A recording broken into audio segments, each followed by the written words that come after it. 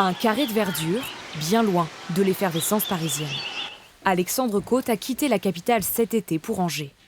Cet analyste de données télétravaille 4 jours par semaine pour l'entreprise de jeux vidéo Ubisoft. De quoi assurer à ce jeune papa un meilleur équilibre de vie et plus de productivité selon lui. On peut se concentrer plus facilement, parce qu'il y a moins de bruit intempestif, de gêne intempestive, de collègues qui passent dans le couloir ou ce genre de choses. Mais cela pourrait ne pas durer. Le retour au bureau, de plus en plus d'entreprises l'imposent 5 ans après la crise sanitaire. Les géants américains, Amazon, Tesla, Google et même leurs voisins tricolores comme Publicis, qui autorisaient le 100% télétravail, reviennent sur cette décision.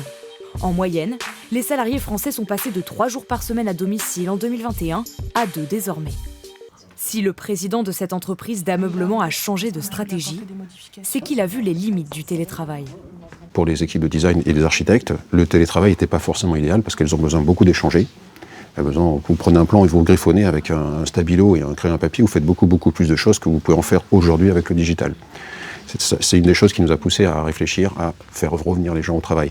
Cette salariée admet se trouver plus efficace au bureau. On sent qu'il y a une coupure en fait avec les gens, même si on peut les contacter techniquement, si on ne les voit pas, le contact n'est pas le même. En fait, on se rend compte qu'on gère différemment. Quand on est au bureau, c'est beaucoup plus facile. Le télétravail est-il pour autant condamné ?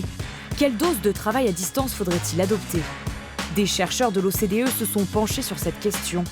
La productivité en télétravail est forte jusqu'à 2 jours par semaine, puis chute au-delà. L'idéal pour cette spécialiste, c'est donc un savant dosage entre télétravail et bureau.